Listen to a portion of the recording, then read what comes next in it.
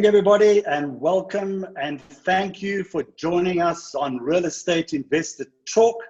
This is our alternate weekly virtual thought leadership webinar brought to you by Real Estate Investor. My name is Neil Peterson, founder and editor-in-chief of Real Estate Investor magazine, the REMAG digital content property platform for investors, buyers, landlords, property practitioners, and professionals.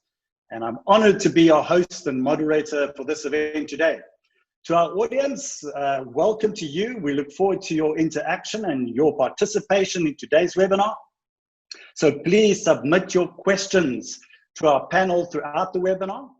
So on to today's topic. Our theme for today is reimagining the future of commercial property brokerages.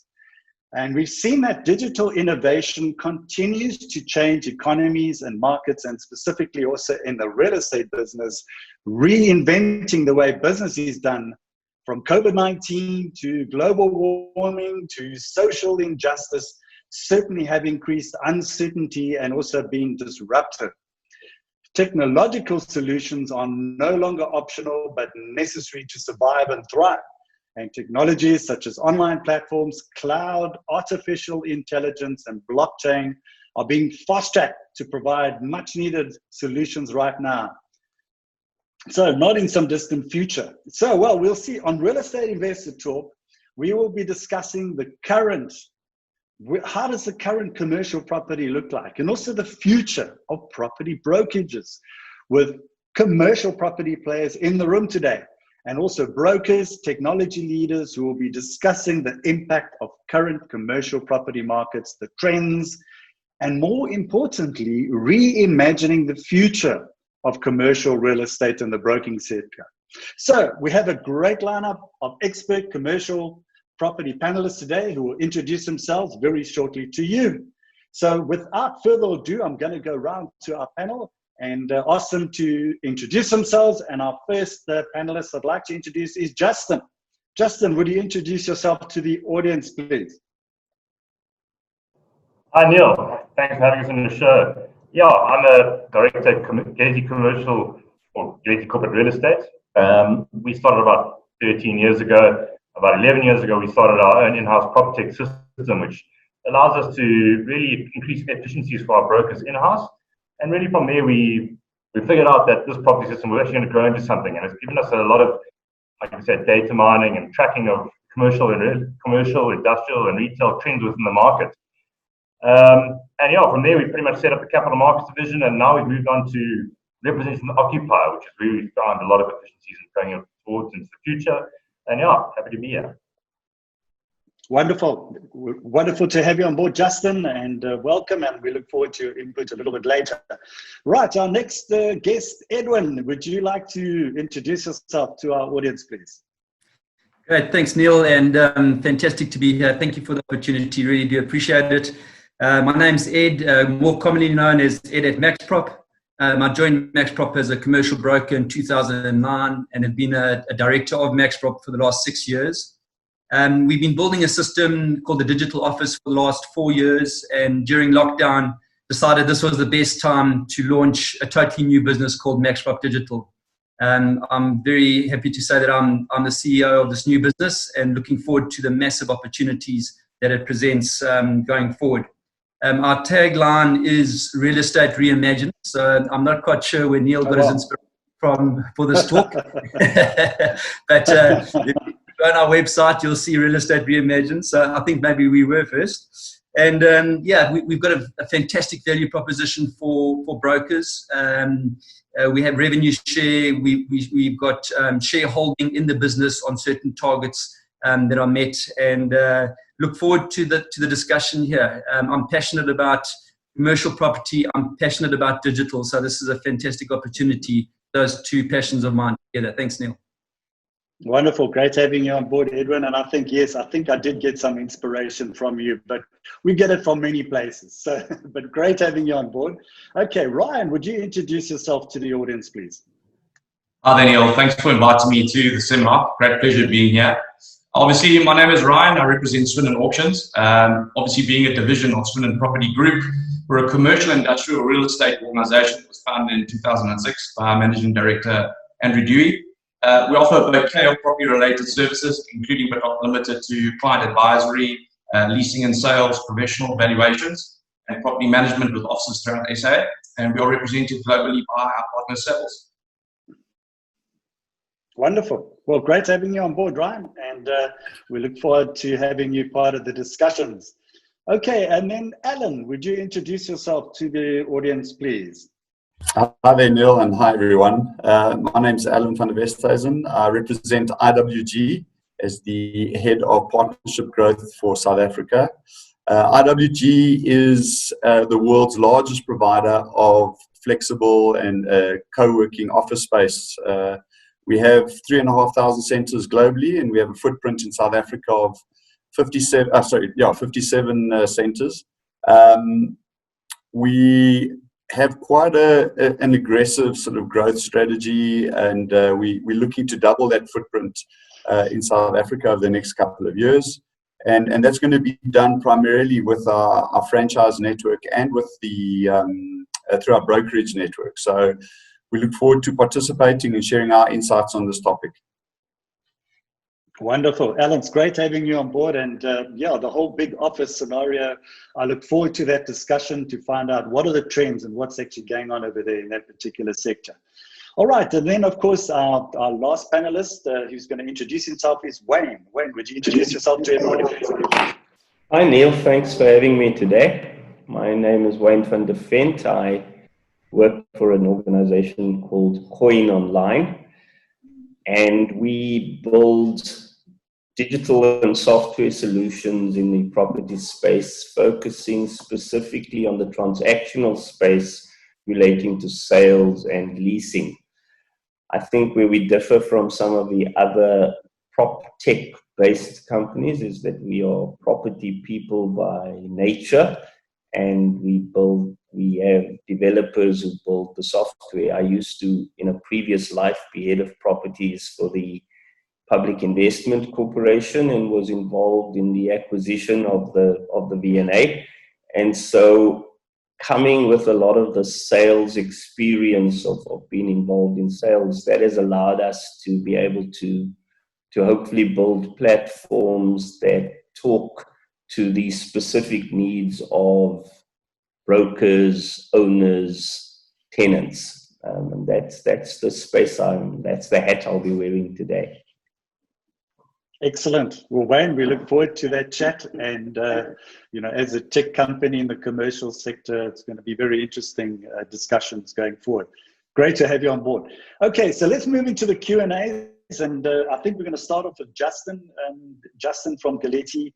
Justin, can you maybe just share the occupier market? How has that changed in the last 5 years? What are the trends and things that you've seen happening?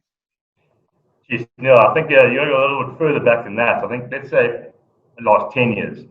10 years ago, we were coming out of the financial crash, and we saw a massive boom. We saw Santon just, the occupiers were getting these P-grade buildings, the 5-star green-rated buildings. They were seeing efficiencies in electricity and all the savings. The rates were coming down, and guys really wanted this place where we could live, work, play together. The offices were nice. They wanted the employees and the efficiencies to really go up, if that makes sense. On the property side as well, you want your employee to be, because it means they want to be at work and the productivity needs to go up. And this trend really, really increased for 5 years. Higher rentals were being signed, and let's go back to, let's say, 3 years ago. All these leases were signed, and we just kind of got flat in the markets. We saw the rebase on the REIT market as well, and rentals became flat and stagnant, and unbeknownst, obviously, COVID happened. And what's been happening? We've got these 3+ years. Guys have still got long terms left. They've not escalated way over market. The inefficiencies are not home. Not everyone can work from home. People still want the office, but at the same time, we've done this whole trend. We've figured out that this can be possible, and top management now needs to come back down to the employee level and say, listen, what is best? What works best for our company? What we've seen through, from the occupier side is that now they're way more informed. We've got the PropTech systems, we've got the data, we've got the history. We can see what's happening in the different nodes, the different buildings, and we've seen this rise in, like, let's say, A-grade commercial, for instance. They weren't performing as well as B-grade, But now that the landlords reinvested back into these properties, they've really seen a massive efficiency on the electricity side, for instance. These make it a lot more advisable to go to these buildings because we don't have that massive rental anymore. We start to see these rent reversions. So the occupier really in today's terms is way more informed. And in other terms, the landlords who at a stage had all the information now have to listen more to the occupiers to even retain the tenants. So maybe just elaborate just a little bit on PropTech, because obviously we are talking about reimagining the future of commercial brokerages and that kind of stuff in your particular business. How does that enable property services business to create a real competitive advantage? We're seeing more transparency, as I said, from the occupier and the landlord side. We can almost go to the cent on what the cost of occupancy is going to be. Why do you want to be in that node? As you said earlier on, I said earlier on, everyone wanted to go to a building and everyone wanted to build the best building for your employees to actually want to be at work, be more efficient, right? But at the moment, as I said, there's a shift away from that. Now we're trying to get to a space, and Alan will probably agree to me later on this as well. You want to get the whole property services thing. You want to live, work, play in a node as well. Why do you want to be located there? Why don't you have to leave your building? For instance, let's say in Rosebank, I don't want to leave my building, but you can because there's obviously the malls around it. It creates this great environment. We've seen the more PropTech that's been put into buildings to get this greater transparency. We've seen obviously increased occupancy in those buildings. There's obviously a hell of a lot of better communication. And if you get this ecosystem right, you actually see an increased value proposition in the actual building itself, at fund level or on the private level. You see this increase. And the guys who haven't really invested in it, you'll see those buildings might be right next door. They just haven't seen that increase in actual asset management value. Okay, so maybe just tell us a little bit, what is the current economic environment in terms of with property yields? How's this environment? I mean, the COVID, the lockdown and everything, that must have had a massive impact on property yields. Yeah, it definitely did. I think it's a three-part question that, and it's almost by sector as well. So you've got obviously the industrial side, you've got the commercial space, and then you've got the retail space. On the industrial side, the guys, obviously e-commerce probably jumped forward 5 years. We've seen the long-dated leases on the A-grade industrial side. Those have definitely been a lot keener. The interest rates have obviously come down. So we've seen yields being achieved at 7.5%, 8.5%, which is, mind-boggling. You couldn't really get that, let's say, 3 years ago, for instance. On the commercial side, there's a little bit of it's risk. The leases are coming up. They're probably in the market. You've got an average weighted lease of about 3 years. The guys aren't willing to pay, those keen yields. We're looking at something anything 10.5% up to 14%. We're seeing deals done at, which probably creates a nice arbitrage for guys who have a decent enough commercial building and can wait out this storm, get the buildings at a higher yield, and obviously work that asset. And on the retail side, it was a very big mix. We saw the rural and convenience centers doing very, very well, and the big national hubs just absolutely blowing up. The guys couldn't get there. They didn't want to go to the big mall. They were worried about the COVID side. Okay, well, that's going to be interesting. So I think that debate's going to continue to see what the effects were. And but thank you very much for that, Justin. Appreciate for that. Edwin, we're going to move to you. You kind of shifted a little bit into the digital space. And so, I mean, I know you're a broker yourself, but you seem to be one of the new age kind of brokers. I mean, you've seen opportunities. That's why you moved into this sort of digital space. So what PropTech opportunities do you see in the commercial space right now? Great, yeah, thanks, Neil. I think, this transition hasn't just been overnight. It wasn't just during COVID that we decided to go digital. We did a digital strategy across the business in 2016, so 4 years ago, and have been on this digital journey, which anyone who's been on a digital journey will know is challenging. Anyone who's built systems knows that it's an incredible challenge, and then bringing people onto new systems. Often if you try and change someone from Outlook email to Gmail, it's a challenge. So moving people onto new systems is a challenge. But we built out a digital office, and I think I do have a unique view in that I also run our residential side, and so I see massive opportunities in the commercial space that are being taken in the residential side. And the opportunities of the future are going to be data driven. So people talk about big data, and I think that's where the disruption is going to come. There's no real disruptors in the market at the moment that I can see. We all trying to do the job better, including, MaxProp Digital. We essentially have built the platform. So we've got the starting blocks, and the most critical part of a platform is having APIs and being able to connect to other systems. And the reason for that is that our system is in isolation. By itself, it does a good job. But once you start connecting it to other systems, all the systems connected are a much bigger and better system. So, and I think one of the opportunities is valuation.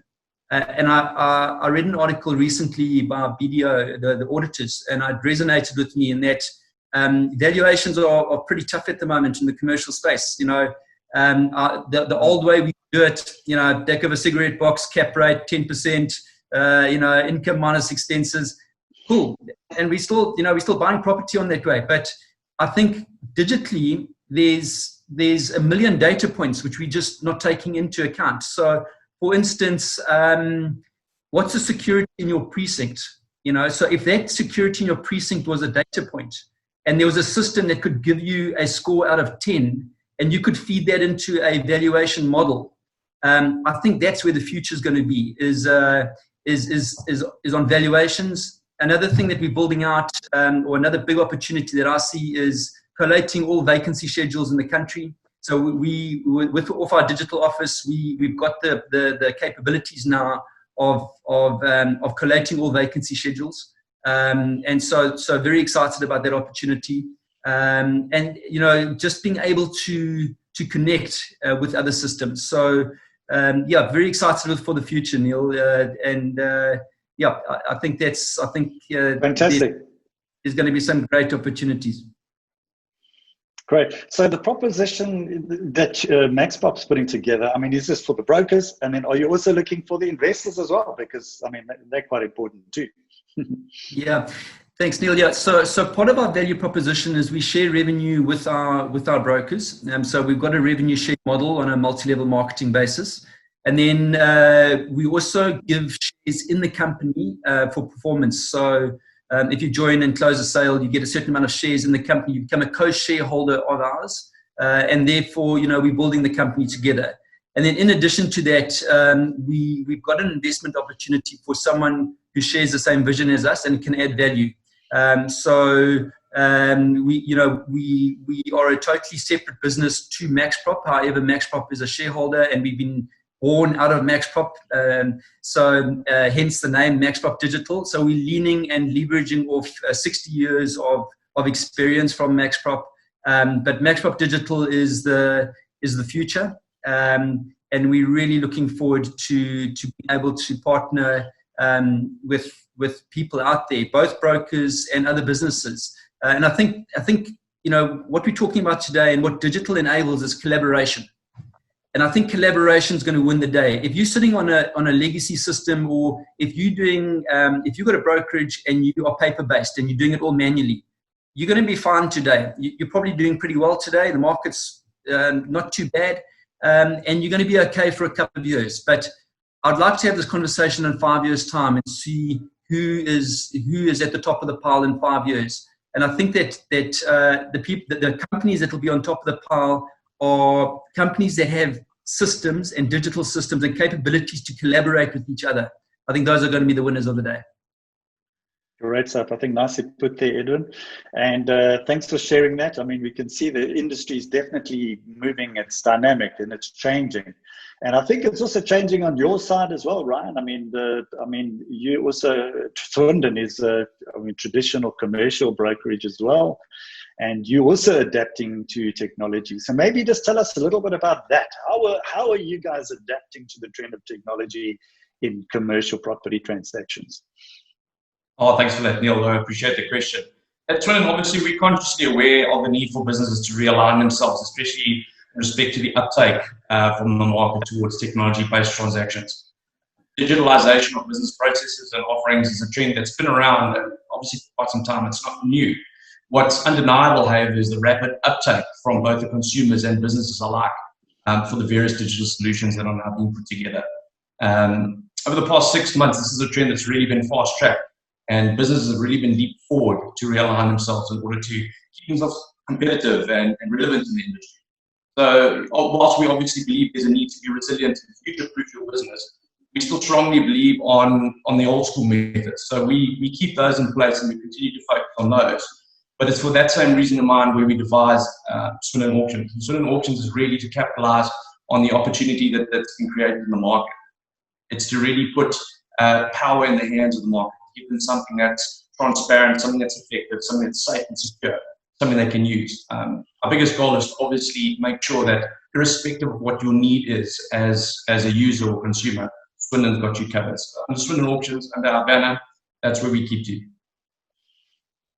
Okay, so there's been quite a few players that have come into the market in auction. So the question is, first of all, I mean, is this demand driven? Because there seems to be more auctioneers coming into the market.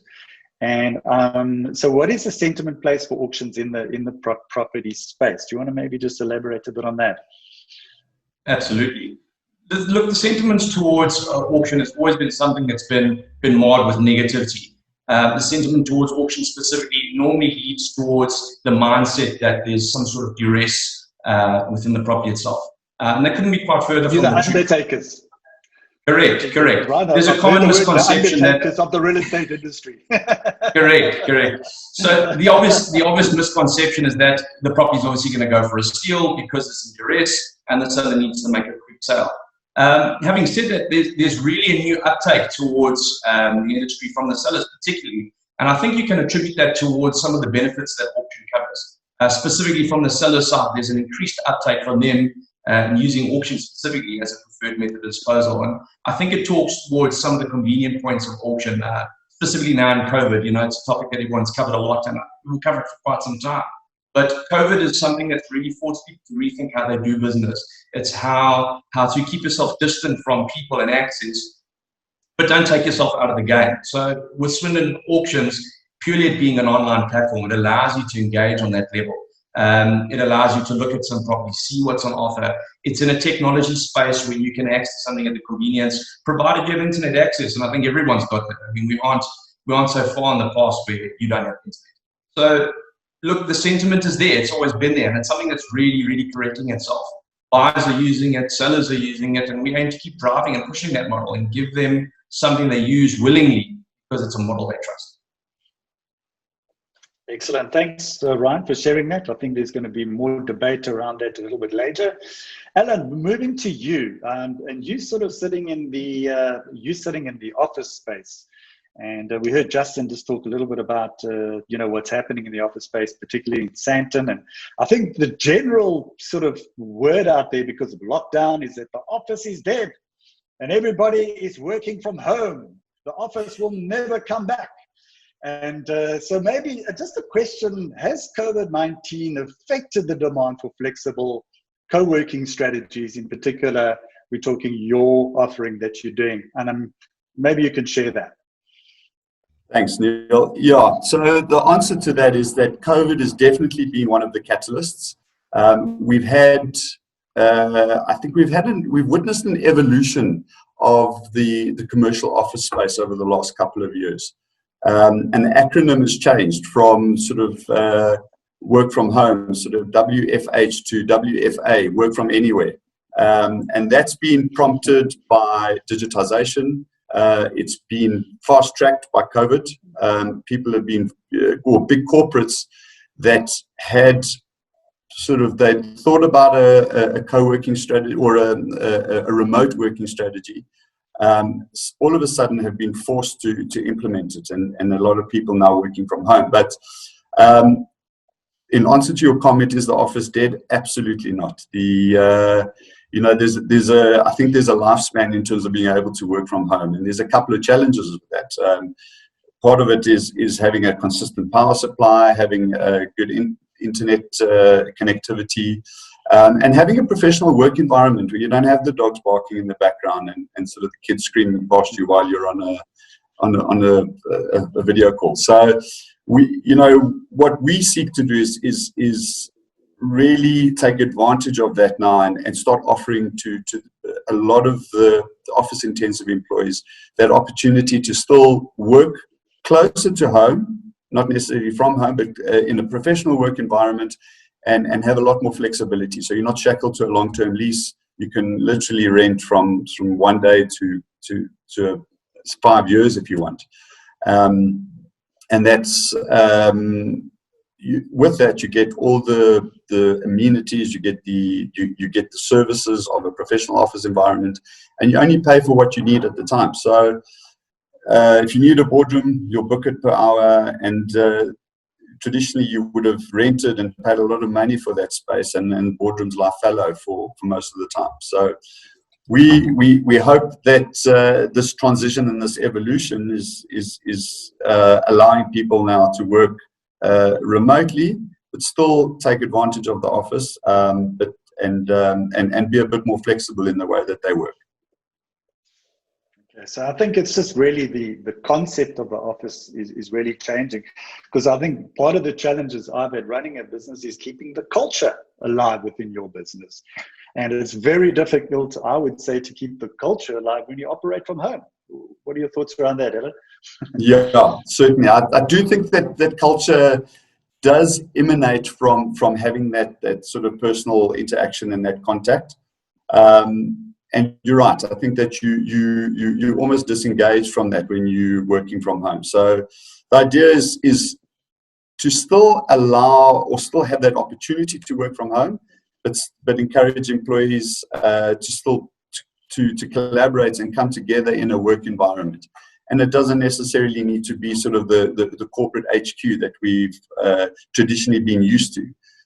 There's a lot of companies that are adopting that hub and spoke model, where they'll have an HQ or a centralized office, but the smaller regional offices will then operate either out of home or out of a co-working space.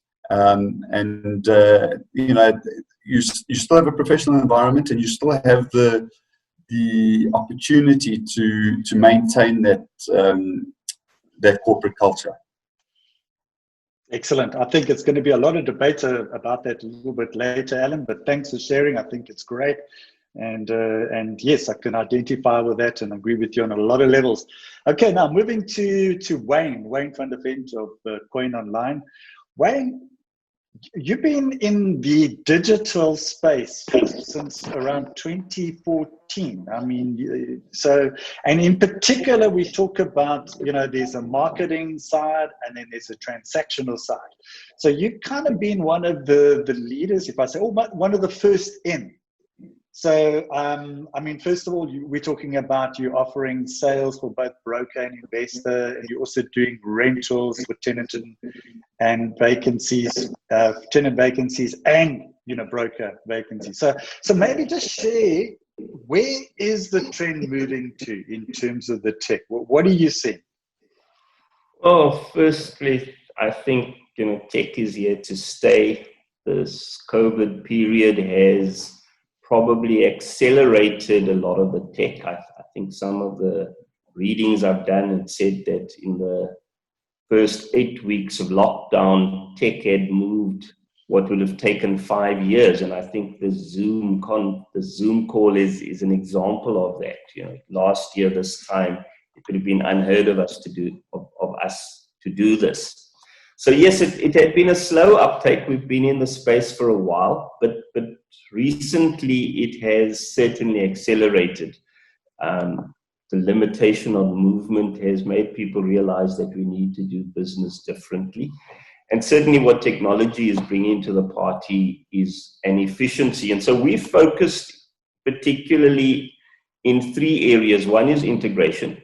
It must be easy for brokers and or landlords to integrate their information. And so like Edwin, we use API links to link the property management systems and draw that information. That's the first. The second for us then was a strong visual presence, that if people are going to be either purchasing or renting property, they want to have certainly a first visual at it, and that doesn't preclude the fact that they may physically visit, but certainly that visual. And so we've been focusing on ensuring that our virtual tour portion of the platform is working well. Thirdly, it requires, I believe, for buyers and occupiers to have a comparator. And so we've built a comparator site, which effectively allows you to search for a particular property on size, pricing, etc. in an area, and then be able to view comparatively what is on offer. And that comparison we do through everything we do, whether you go and buy a pair of shoes, whether you go buy a new motor car, comparators are an important aspect of it. And that certainly is where we've been focusing on. And then the fourth, for us is the whole transactional element. So a lot of players, when they say they're online, or when they say they're digital, they are correct to the point that they market their product. But our site now has taken one a little bit beyond that, and you're now able to make an offer. You're able to transact the offer with the seller online, and end up with a offer and acceptance without necessarily leaving your laptop. And so that certainly for us is it. And what certainly underpinned that was, whether one looks at Amazon or any of the elements that sell, firstly, there is always comparison. When you're buying a Weber, a Braai on Amazon, there are options that are available to you, not just one. And then secondly, the ability to actually purchase. If I couldn't purchase off Amazon, then it really is just a very big marketing site. And so for us, certainly the transactional space has become an important one.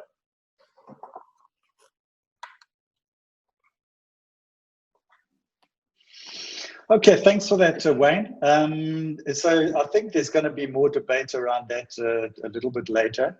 I think let's get back to on the ground. And Justin, I want to bring you here, and because we've got a lot of questions that have come in, about the effect of COVID-19 lockdown, etc., on the ground. But you have been referred to call space as a service in the press. What does this actually mean?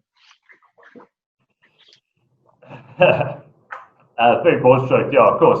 And Alan's probably going to take a look at this one as well. But space as a service, we saw, originally that space was where you were located, right? Space as a service, where my space is located compared to the amenities around it, right? You moved into Sandton because you had Sandton City, you had the Gauteng. You went to Rosebank because you had those surrounding factors. Moved to Waterfall because you had Waterfall City as well. You went close to the Waterkant and the waterfront because you could get there. You had this live, work, play type environment. And shifting away to that, we're seeing the landlords, the property owners now doing the space as a service, and this is the in-house. What does the actual building offer you? And the service office players definitely have this. This is their touching point. This is what they are leaning towards, and it's proven correct. We've seen a massive uptake. The rise and fall of WeWork, it's still there. IWG's been around forever. The Business Exchange, Workshop 17, the guys are doing well. We've seen this massive uptake as well. But on the other side, on the commercial space as well, you've seen the head offices like Discovery. You go in there, you've got 5 different coffee shops, 3 different restaurants, you've got the Woolworths in-house, but Sandton City's across the way. They're trying to keep the employees there.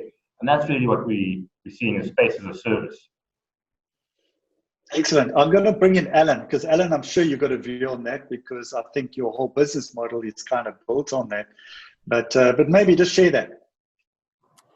Yeah, Neil, I think just to follow up on what Justin said is that absolutely, I think what we find is that in our spaces, the centers that perform the best are where there's other offerings that what we call synergy factors, so retail element, and in some cases a mixed use element where you've got residential as well, because I think your biggest challenge is time wasted in commute, and people wanting to to be more efficient. So less time spent in commuting means is equivalent to more personal time or more productive time at work. So and we also we've moved away from sort of that whole thing as the equation of space equals rent, as rather looking at pay per use and adding value to that space. So if you want to have a reception service, we will be able to provide it. If you want to have a virtual office, we'll be able to provide it. And so only pay for what you need, and that's kind of where I think that whole I guess where space becomes less of a rental burden as opposed to a purpose. Excellent. Great. Thanks for clarifying that, Alan. I'm going to bring in Ed again. Ed, because, MaxProp has kind of moved also into this digital space, and you shared your proposition and what have you, and also the opportunities out there in the market. Don't you think, everybody seems to be moving in their own direction? I mean, there's been massive adoption of tech, which I think should happen, and I think it's got to happen.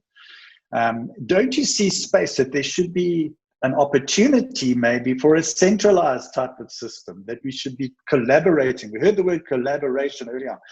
And I'm not saying what each individual company is doing right or whether it's doing wrong, but rather, should we not be working towards a centralized system for all brokers everywhere, where everybody could tap in and everybody could benefit?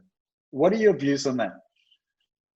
Yeah, great question, Neil. And I'll get into that right now. But I just want to go back to what you also were talking about, culture, and the difficulty of moving culture from a physical workspace to a digital workspace. And essentially, that's why we started MaxProp Digital, because it's difficult to go from a physical culture to a digital culture. But sorry, I just want to make a comment to kick off with. But to answer your question, there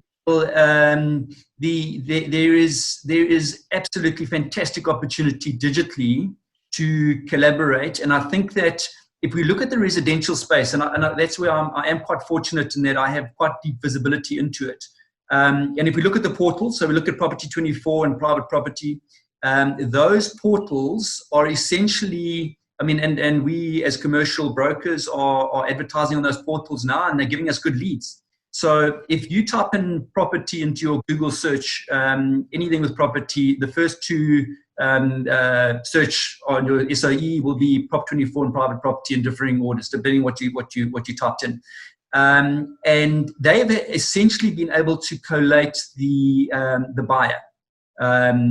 Mainly residential, but commercial more and more. So I use that as an example of systems that are servicing the whole industry. So the whole industry is going there. And I think from a commercial point of view, this is what I'm really excited about, is in the residential space, it's the residential space I find is very organized. There's some big players in it. They work together. If you go to different bond originators, they're all sitting together and they've got a lot of money behind them and they're building these systems out. There's data-driven opportunities that they're looking at in the residential space. Now, in the commercial space, we're less organized. We haven't got to that level of working together. We don't use bond originators, which is I think fairly obvious. In that commercial bond origination, I don't think would really work. However, who knows? Maybe we'll see a commercial bond originator pop up at some time.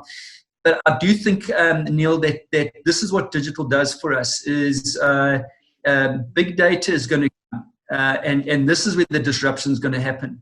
I don't ever think that a broker is going to be disrupted, certainly not in my lifetime. Maybe after my lifetime, 30, 40 years time, 50 years time, we're going to see robots walking around and selling us property. I don't know.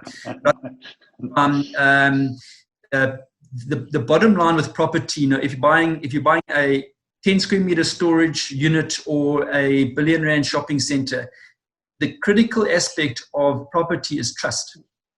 And it's incredibly difficult to get trust in the digital system. And so, I mean, when we looked at I've looked at the whole digitization, and I mean, I've looked at digitizing the process, and you can digitize most of it, and we have digitized as much as we can. But the critical element is to have a person behind the system. And the reason for that is people buy property. Machines don't buy property. People buy property, and people want to deal with people, and people trust people. So it's normally, unless you're dealing with institutional investors like REITs, who it's their business to buy and sell all the time. If you're dealing with investors who buy, even if they're quite seasoned investors, I mean, I know for myself that when I'm in a transaction, I go and lean on someone, ask them questions that I know the answer, but I'm asking just to check, because it's my transaction now, and I'm too close, to the transaction. So want that, and that's where the role that the broker plays. That's why we're in business, is we broker the deal. We are there to provide the information, but not just the information, but to provide that trust, that level of trust. And so from a digitization point of view, I think what we're trying to do specifically at MaxProp Digital is to get the broker to be more productive. So instead of doing 1 or 2 deals a month, why can't a broker do 10 deals a month? There's no reason. And so I think that's what digital enables us to do, is to get brokers more productive. And then there's huge opportunity in the commercial space in terms of collaborating on bigger platforms. And as a commercial, maybe this is the beginning of it, Neil. Maybe this is the beginning of commercial guys getting together and starting to put some of these bigger systems together. They take time, energy, and money. So we all need to put that in. Definitely. And I'm going to bring in Wayne here to obviously comment on that. And I just want to make a comment on Edwin. I think, we've done a lot of webinars in the PropTech space. In fact, we do an annual digitalization event. We've done 2. Next year, we're going to do another one for the real estate. And we look at all and I know, Ed, you were there, Wayne, you were there. So Alan was there. So you're very aware. And I think what's really happened between Property 24 and private property, they just replaced listings in newspapers. That's all they did. They kicked out old media. So that is all the marketing side. So the big question is the marketing. Yes, you've got these multiple channels. That's great. How is it going to look for the way forward in transactional? If you bring in things like blockchain, and we bring in artificial intelligence and all these different things. And this is where I'm going to bring Wayne, because I know Wayne is kind of in that space, and probably all right for you to bring it in here, Wayne. So what are your thoughts around that in terms of one side there's the marketing and the other side there's the transactional side? Where's it all going?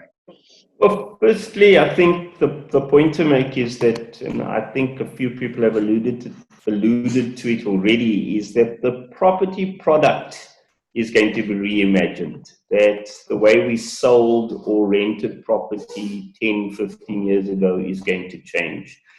That I think the jury is still out as to the consequence of COVID in terms of trends, as to whether we're going to work from home or not work from home. I think the jury is still out on that.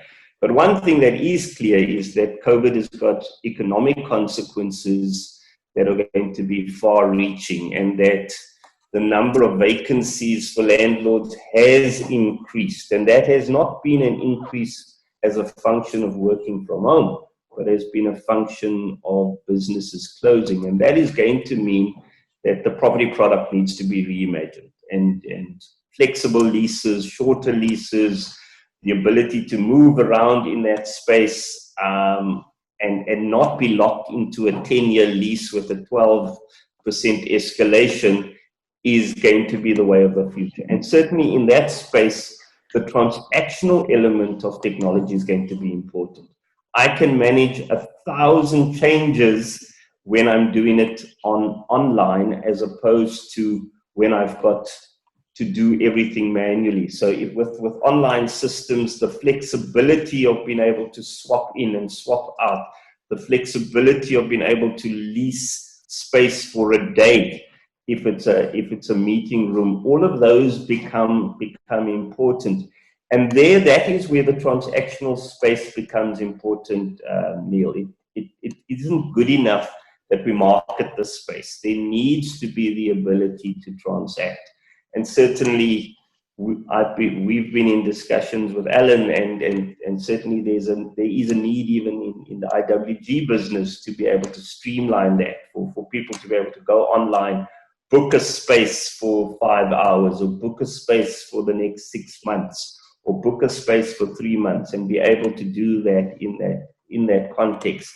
And I agree with Ed that trust is important, but I think also one needs to focus on efficiencies, and in certain instances, some things just require efficiency. I doubt whether one is going to be able to do a transaction like the V&A completely online. The parties need to meet, the parties need to get to know each other, the parties need to know that the other one has the money. But I didn't know the PIC was selling their half of the V&A waterfront. Well, you never know, eh? Anything's possible at the moment. There's probably without being rude, there's probably a greater chance that Growthpoint may have to sell, judging their share price. But I think we're talking smaller transactions, and that is where a lot of the space happens. 60 square meters, 100 square meters, 150 square meters, 200 square meters, and specifically in the rental space. The conversation around sales is a different one, but certainly in the rental space, efficiency is going to need to become the name of the game if you're going to want to be able to handle this flexible element, if you're going to want to be able to offer specials. You're quite right. Property 24 and players like that have really stepped into the marketing space, but that is one aspect of it. The other aspect of it is the ability to transact. And then it has also alluded to it. I think what PropTech can bring to the market is greater market efficiency. At the moment, all of us kind of scrabble around sometimes to determine what is the going rental in Claremont today, because a lot of it is anecdotal and a lot of it is drawn from old information. If one had, and that is also to answer your question around collaboration. So I doubt whether we're going to land up with one virtual broker and we all work in that space, because if that was the case, then we would only have had, in the old days, we'd have only had one big brokerage firm as well. It is a capitalist system that we all want to offer something slightly different. So I doubt whether we're going to land up with one brokerage system for one company, but I certainly think that where it'll come about is where we are able to collaborate on bringing the data together, bringing all those transactional information, be it rentals, be it sales, and that putting that into one repository where one is able to draw from, and it would then allow for players to be able to get to market efficiency. I think if we're able to get to market efficiency, we'll also have a much more robust market. At the moment, people do not buy and sell that much because they never know whether the price they're buying at or selling at is the correct one. You see it on the securities market now, where it has digitized, where those efficiencies have come in. People are now able to trade by the minute, whereas previously trades used to take a very long time. It sat within the hands of a select few who had a select amount of information. Information technology is going to mean that everybody has that. And I think that is where the collaboration comes about. And I think the growth space is going to be within the transactional space. One of the other things for us is obviously that we need to be building homegrown systems, that although tech is tech, the South African property space does behave quite differently to the property space elsewhere in the world. And so more homegrown systems that talk specifically to the needs of buyers, sellers, occupiers is an important aspect. And that certainly is where we find ourselves. But to start with, and your chat had been around the future of commercial property brokers, and that I think is premised on the back of what is the future of commercial property and commercial property products, the whole mixed use, the whole flexible opportunities. All of that is going to, how our products look is going to certainly determine how brokerages find themselves and reimagine themselves to deal with that. Because certainly I don't think that it can look like it did 10 years ago, not only because of the impact of the trends that COVID has brought about, but because we are in a huge economic slump and that we are sitting on a lot of space. And so the offering, in order for me to find a tenant, my offering is going to have to be a lot more attractive than the fact that I'm just giving you 200 square meters of space, because that the guy next door can do. And that is certainly where it comes about. I think Professor Baruli uses the example that when I go away for one night on a business trip, I effectively am renting the bed at the hotel I'm staying at. And Neil, you rent the bed at the hotel you are staying at, but you pay 5 times more than I do. But effectively, we've got the same size bed and probably even the same make of bed. But it's the service of the 5-star hotel that you're allowed to stay at and that your business allows you to stay at, compared to the 1-star hotel that my business allows me to stay at. And it relates to the service. And I think the same is going to happen in the property space. You already started seeing that with the work that IWG does. They don't sell space. They sell a whole collection of services that go with it. And I think you're going to see lots more landlords going into that. And as that happens, the property broking space is going to have to reimagine itself. And it is in that space, I believe, that technology is certainly going to make our businesses a lot more efficient. In the same way that the Industrial Revolution made farmers a lot more efficient and productive. It didn't do away with farmers. It just changed the way they had to do business, but certainly changed the way positively. Great stuff. I think I think you nicely put there, Wayne. I think you've given a lot of food for thought there, and I think there were a lot of nodding heads there, sagely nodding. And I want to bring everybody back down to earth here, because and what's really happening out in the market there, pertaining to what Wayne has just said, and in fact what the entire panel has brought to the party so far. And it's a question that I want to start dealing with the audience questions which have come through.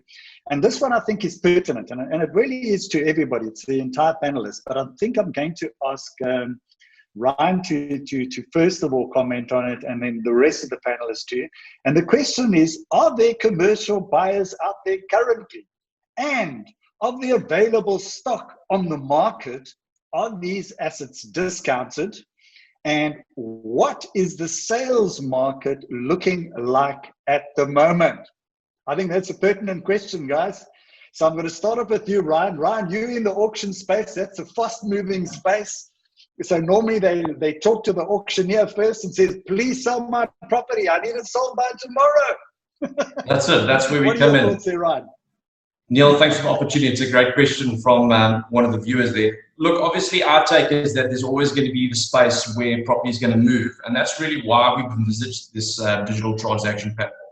Kind of plays credence to what both Wayne and Ed were saying, and that there's always an opportunity around the digitalization aspect. There's going to be need for reimagination, how things are done, how access is made, how transactions are concluded. And that's really where the digital space comes into it. Obviously, we want the auctions to be that model, that piece of the puzzle that's just building the whole complete portrait. But having said that, there's always the place for the brokers are the deal makers. Our brokers are empowered by our system. It's a support system to them, and it's an additional service offering to our clients to allow them to effectively put on offer to the market what they have without any connotations of duress or speculation of testing with the market. We try and deal with serious sellers who price their property correctly, put it on a platform that knows that through our national network and our global partners, we can really bring them something worth looking at, an offer that makes practical and financial sense to them. So we've seen commercial sales ongoing. Our first auction coming up on the 4th of November, I think is going to show that there's definitely an appetite in the commercial space. As much as there's an oversupply in one aspect, as Wayne and Ed said, and there's the reimagination of how space should be, there are people out there that want to take those spaces and re-gear them towards what they should be and give them the full potential that they need to do, albeit pay per use or a price per square. And that's where certain auction steps into the game. We want to be your partner on that. Excellent. Okay, I'm going to bring him. Yes, Justin, please come in over there. Just unmute yourself there, Justin, and your comments. And any one of the panelists would like to add to that? Thanks, Ryan. Yeah, thanks. I think we've seen quite a large focus at the moment with lots of shifts. On one side, yes, the commercial space has been heavily battered in the last 2 years. The rebase from the retail I touched on earlier on. COVID has now affected it. We haven't seen occupancy levels go down. We've seen companies shrink in size.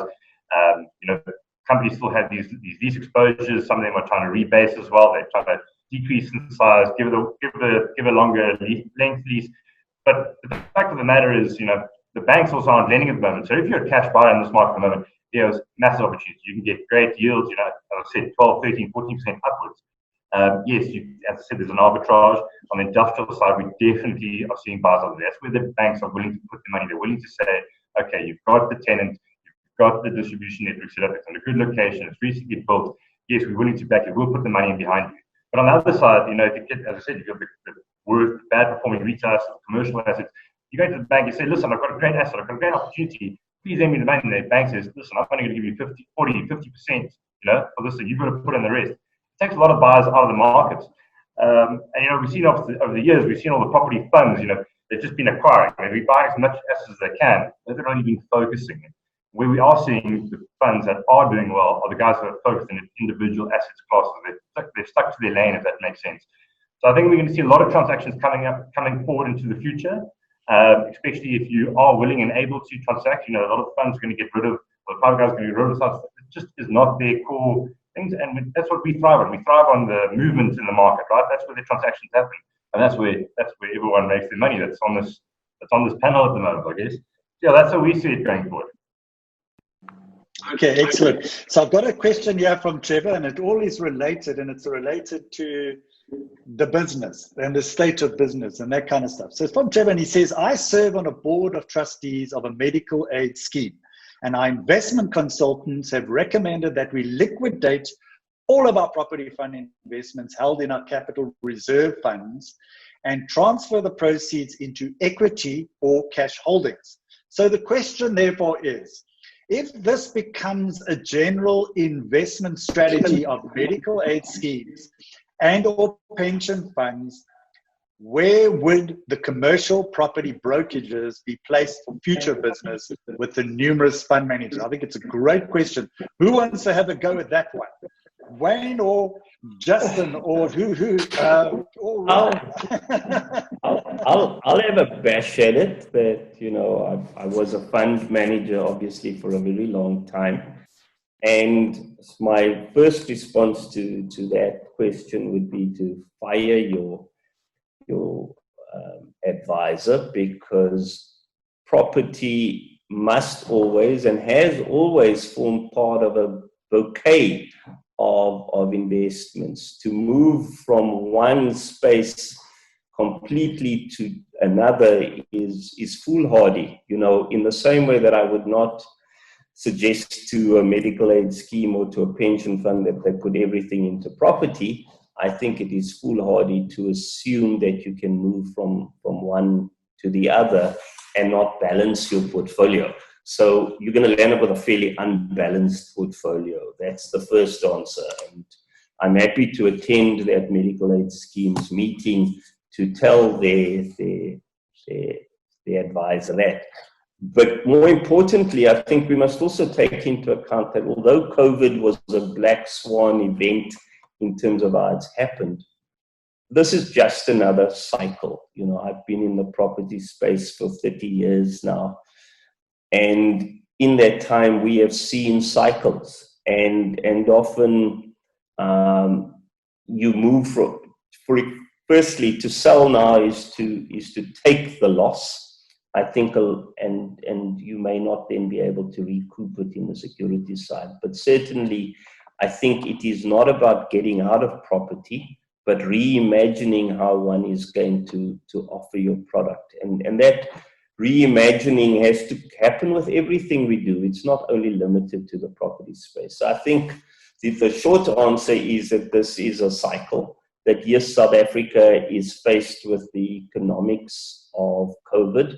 Unfortunately, I think that is also slightly overlaid with an uncertain political scenario that we face. It is also overlaid with a little bit of infrastructure concerns, but certainly, like every other cycle, it will turn around. And so if I had money, if I had oodles of money, I'd be buying. I think the argument often is you buy when there's blood on the floor.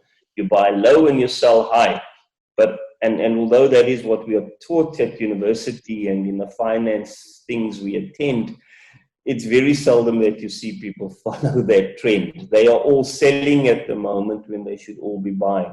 And when the market is flying, they'll all be buying because they're following a sort of funny trend. But for me, I think now is the time to buy. I think there are opportunities available. I think there are opportunities available for properties that would not otherwise become available. The REIT sector is needing to reimagine itself. It is faced with a need to rebalance their portfolios because their loan to values have changed.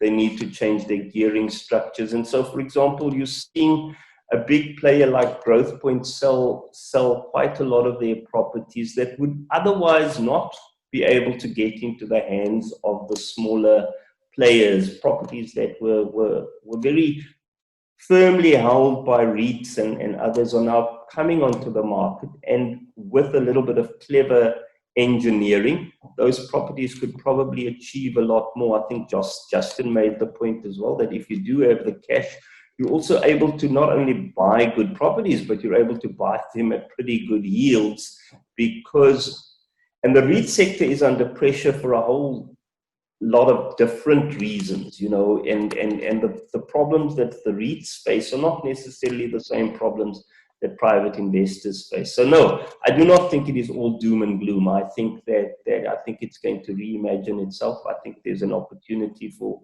new players to come into the market. I think there's an opportunity for new property products to come into the market. Correct, sir. Thanks, Wayne. Okay, I've got another question here from Lynn, and she mentions that after the lockdown, it has become clear that many companies are operating on smaller office space. Is the demand to rent a traditional commercial property definitely on the decrease? Now, I'm going to bring in Alan here. But Alan, also, it's going to be a double-edged question. So the one is the demand to rent a traditional commercial property definitely on the decrease? That's the one part of the question. The next part of the question, we've seen a massive shift in the residential market. In fact, there's been a little bit of a mini boom. And the reason is a lot of people are semigrating. They're moving to smaller towns. And they're moving into places like Hermanus, they're moving into places like George, they're moving into places in areas which are probably 2 hours, which they normally have a holiday house.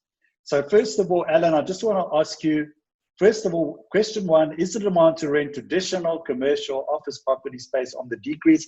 Secondly, that creates an opportunity in these areas where all these people are migrating. Surely there must be an opportunity. Do you want to maybe share that with us? Yeah, sure, Neil. I don't know, and I don't have data to support the fact that the demand to rent is decreasing. But what I can tell you is that the demand for flexible workspace is on the increase. And certainly that's something that we've noticed. There's been a lot of companies that have reviewed their portfolio, reviewed their lease agreements, and they either don't need to renew, or they renew with much smaller space, and then the balance of their space, particularly if they operate throughout the country or even globally, they then would look at taking flexible workspace. So I do think that trend is certainly something that we've noticed coming out of COVID. And if you look at certain industries, particularly as a result of digitization, there's certain industries that are impacted quite heavily by that. So banking is one of them. if you look at what's happening in the commercial bank, or just in banking in general in South Africa, so many of the top 5 banks have closed their branches because transactional banking is done on your computer now. You don't have to go into the bank.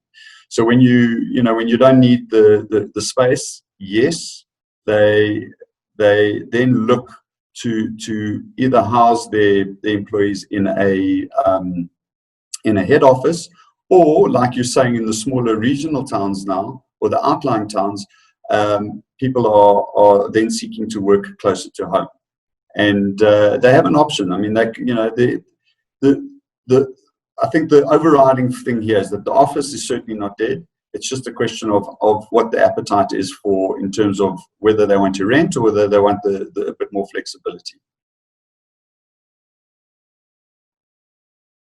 Thanks for that, Alan. I think that's it's very important. Now, Justin, I want to bring you in here because I know you wanted to comment a little bit earlier. You were waving furiously, but this is a question, and maybe you can elaborate first of all on the last comments as well, and then another question that's come through is, how should the owner of a vacant commercial property for a long period of time, which has little or no demand, expect to be filled? Is this perhaps an opportunity to look at alternate uses for the property? And, what would you advise somebody on that one? So, Justin, over to you. Look, I think it's touching on what I was going to say earlier when it came down to the pension funds. And one of the things we've done recently in the last 12 months, we've actually done 60 portfolio reviews, from own portfolios and lease portfolios, really benchmark them and dig down into what is a good property and what's not, what's a good decision going forward, and what are we going to get rid of? So that's one thing to touch on. I think that leads into this question now as well. If you've got a vacant commercial building, it comes down to the ecosystem of that building. And it's one thing our capital markets team can advise on, and in hand with obviously the advisory brokerage side, kind of go into a deep dive audit of that property. We say, okay, why is it being vacant? What's the notice being in? How is this building built? Is it in a U shape? Is it an H? Is it a big square block of a building? What are the alternative uses? Can we convert it into residential? If we do convert it to residential, what price point does that building need to be sold at in order to make it viable for the next person? Or how much money needs to be put in to make this use the best case scenario to get the most out of the asset? In some situations, and Ryan probably elaborate as well, that's when it's a really good property for an auction type thing. You get a lot of these guys who take these opportunity type assets. They want to do the residential conversions. If you've done the work up front and you know the shape of the building, you know what you can get for the building, and let's get the highest bidder in there. And that's where the auction comes from as well. Let's do the deep dive. And as I said, this is where PropTech comes in. We've got 11 years of data mining on all the property funds' vacancy schedules. We can see what the property's done. Just because the property currently has a 12-year lease in place, we can advise you 2 years ago that property sat vacant for 3 years. It's probably not a good buy. Or you should offer less on it. Try and get a higher yield. Because if that tenant goes bang or the tenant moves out, you've got an issue on your hands, just like it was before. Right. Okay. Thanks for clarifying that, Justin. Edwin, there's a question specifically for you before we get to the wrap up. I know we are running out of time over here. We're approaching the end of the webinar. So I'm trying to get to all the questions, but what I'll do is I'll include it, give it to the panel, and you can probably give it as part of your closing comments as well. But Edwin, it's actually a double-edged one. And the one who says, I think the sharing of information between brokers is very much related to the trust that exists in the market. And the big question is, and it's not only for you, but it's one that somebody asked you to question, what is the level of trust like in the local market currently between brokers? Okay, then secondly, on this point of trust, Edwin, we quickly aimed at you with corruption. I didn't know there was corruption, but with corruption being one of the pandemics affecting all sectors of South African business, how do you bring much credibility into the transaction? So first of all, the first question is sharing of info. What is the level of trust like in the local market currently, and how do you bring greater credibility to the transaction? Your thoughts on that? Thanks, Neil. Yeah, two great questions. I'll start with the second one first around the corruption, and I think that's what digital can do for us. Is digital creates transparency. And that's what we're looking to do. And I think that's where the big opportunities are for us as a commercial industry, is to create more transparency around the transaction. The more manual systems in the past were a bit smoke and mirrors, and I think Wayne raised it as well around valuations. If you knew exactly what your property was worth, and if there was only one number, there'll probably be more transactions happening. And I think that's where there's a huge opportunity. What's the level of trust in the actual market?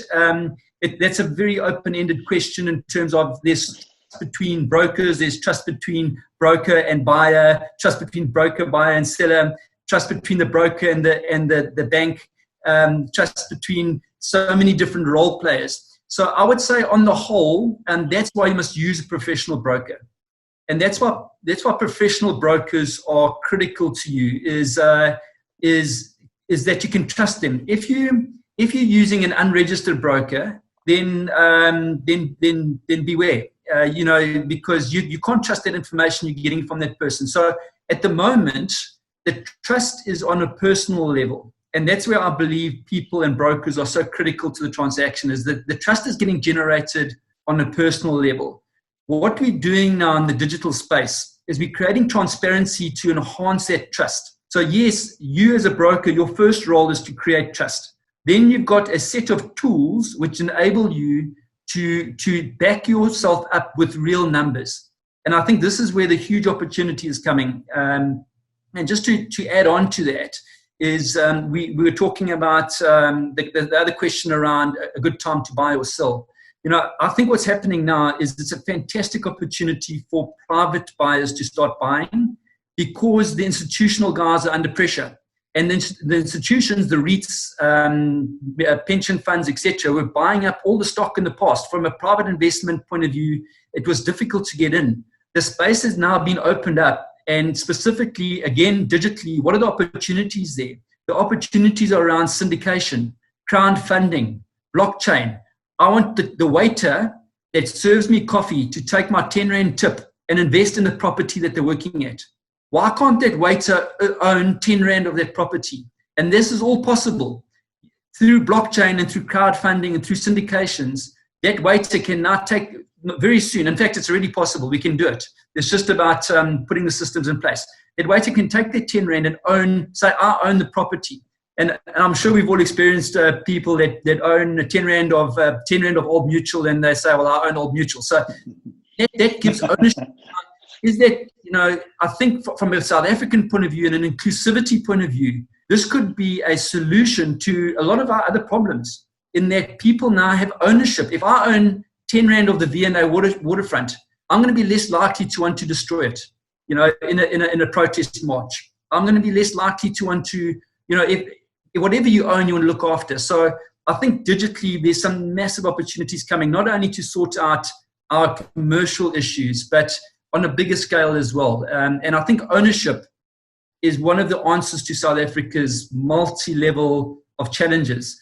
And I look forward to putting together systems to enable everyone to own a piece of South Africa. Wonderful, Ed. I think it's a great way. You've opened up the investment can of worms, and I think we need a whole separate webinar just on that. But I think valid points made there. And definitely, I think you've been heard. So I'm going to ask everybody to give the wrap up. There's two questions that I'm going to put in general that I just want you to throw in, and it's related to broking commissions. Has COVID-19 impacted commercial broking commissions? We never managed to get that. And then there was a question about REITs. And I'm going to say to this person, the question is, are REITs commercial properties undervalued? If so, what key factors are creating this risk in this current market? And as an investor, what measures can I put in place to mitigate risk? We're not going to answer that question on this one. We got our annual real estate investor ROTA conference next Tuesday, which is going to be at this time, 10 o'clock to 1 o'clock. I encourage you to sign up for that, because we're going to go into that into detail. We're going to go into detail into industrial. We're going to go into detail into office. We're going to go into detail into retail sector, and in fact, from the REITs perspective. So, and there's also a presentation on the latest data on that market. So if we can deal with that at that particular one, I'd encourage you to please join us next week.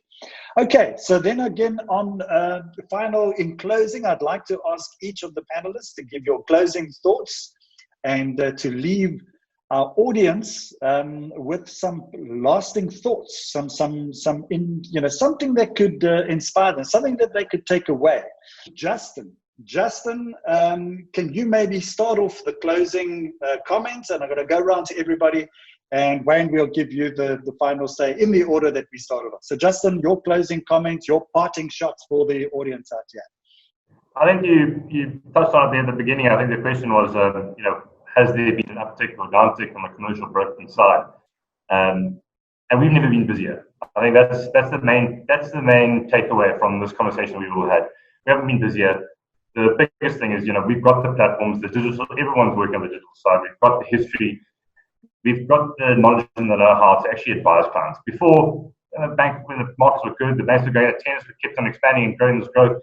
The guys just didn't really put the time and effort. They just said, okay, that's a good asset. I'm going to buy. I need to buy. I'm just going to grow my balance sheet the entire time. I need to take up more space. I need to grow my company.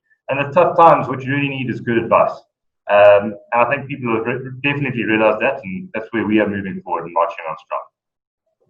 Okay, great. Nice way to end off there, Justin. I'm going to now ask Ryan if you could give your closing comments and your closing parting shots to the audience, please.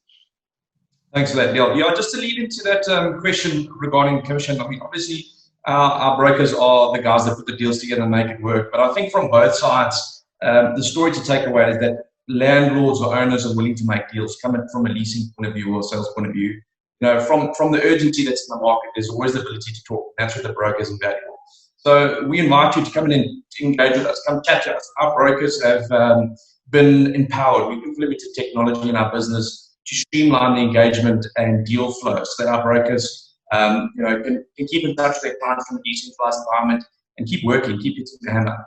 But if you just want some insight, you want some advice, as Justin said, come chat to us. We've got commission models that make our business more affordable and make it more attractive. Come and chat to us. Listen to how our model works and how we intend to put some power back in your pocket.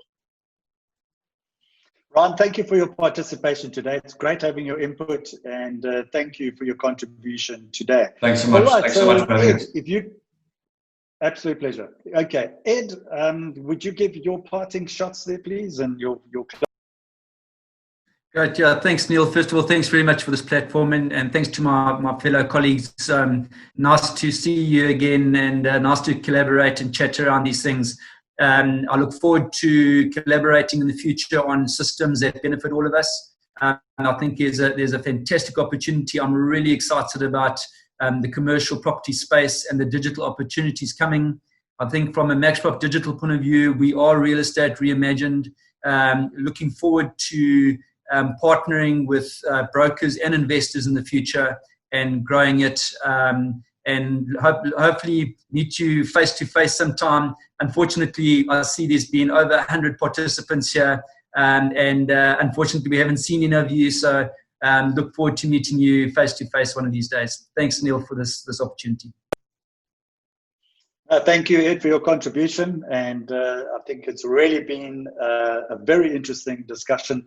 And I think definitely in the new year we've got to do a part 2, 3, and 4 throughout the year. I think this conversation is to absolutely be continued. Alan, can you give us your closing parting shots over there, your thoughts to leave everybody on a high note?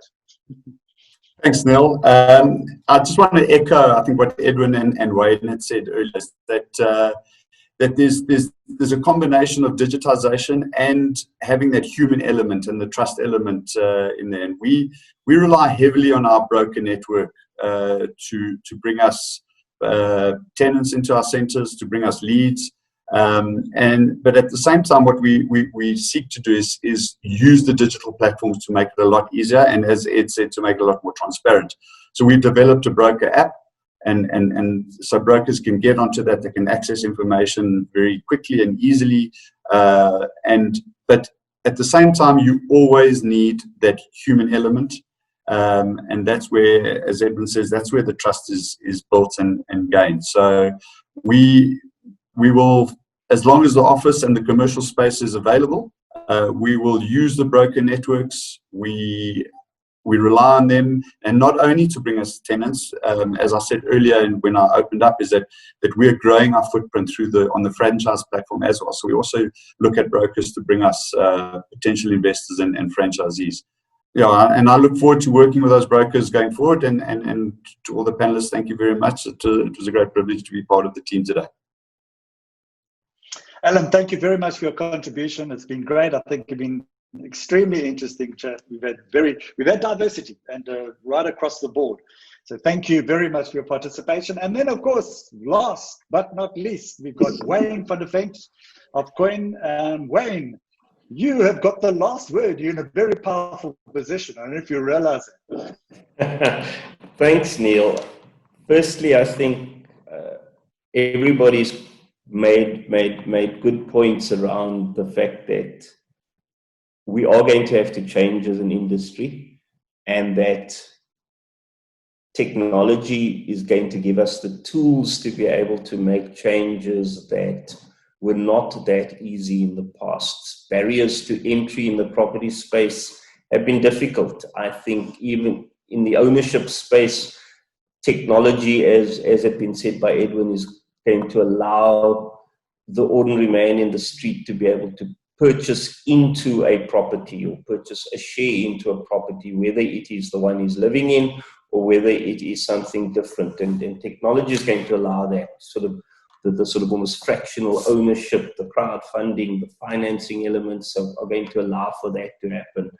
I think with the sale of properties by the REITs, quite rightly, it's allowing for people who previously, and here again I focus, if one looks at the buyer market at the moment, there's a lot of guys, previously disadvantaged people who did not have access to these properties, and they were tightly held, but who have money, who have built up their own businesses and now want to expand into the property space. So we're seeing that happen. I think all the guys on today can attest to the fact that the REITs are the ones that are selling, but there's a whole different market of private buyers that are buying, and those guys are coming into the space, and certainly technology is allowing them to participate. A guy who lives in Kuruman and has got a business is now able to participate, whether it's on an online auction with Ryan or with a purchase from Galeti. He's able to participate online without having to travel through. He's having access to property. Brokers who were small players and had a property in Kakamas are able to use the online space and advertise their property. And so everybody is able to, I believe, punch above their weight using the efficiencies of technology. And I think that is certainly where the takeaway for me today, if I was to answer the question that had been posed about reimagining the future, I think that is going to have to happen.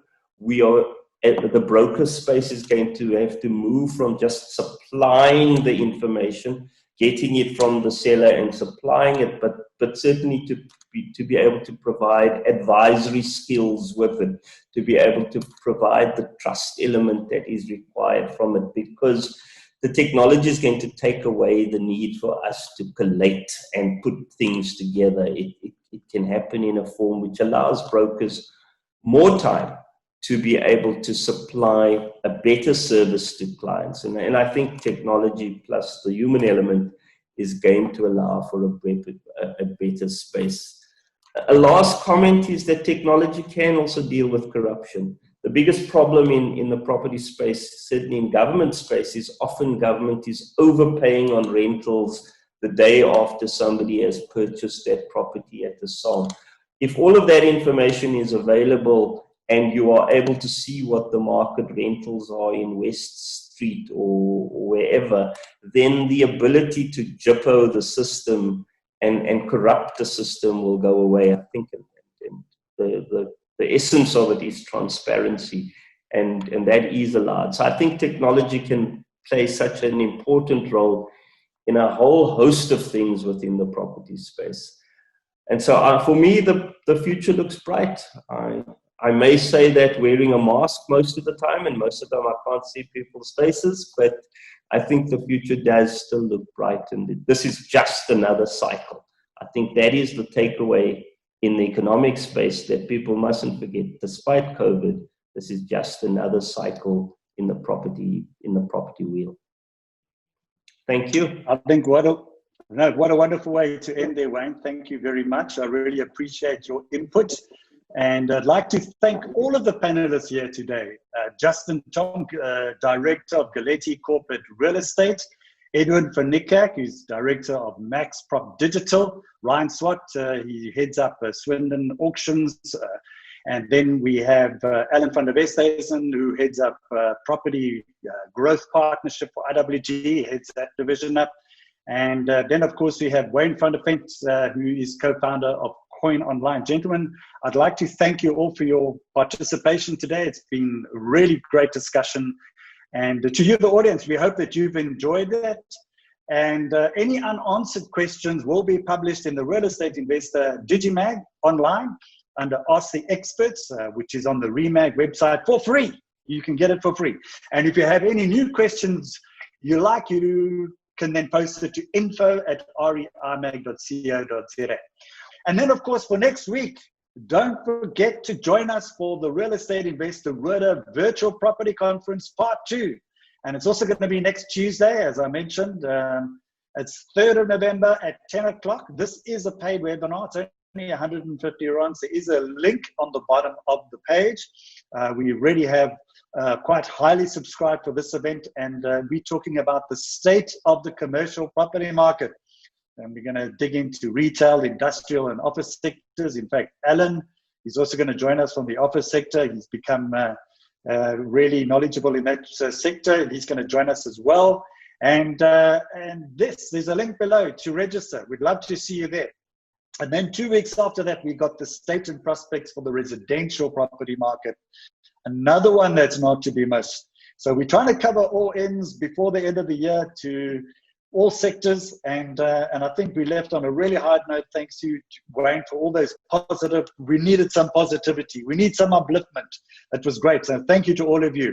So I'd like to leave you with a little bit of an inspirational quote from Andrew Carnegie. He said, 90% of all millionaires became so through how? Owning real estate. Wow. So once again, to you, the audience, thanks once again for joining a Real Estate Investor Talk. We look forward to seeing you next week. And just by seeing how some folks wear their mask, I now fully understand why contraception fails. So this is Neil Peterson of Real Estate Investor Talk signing out. Stay safe and successful investing. Thank you all for joining us. We'll see you next week.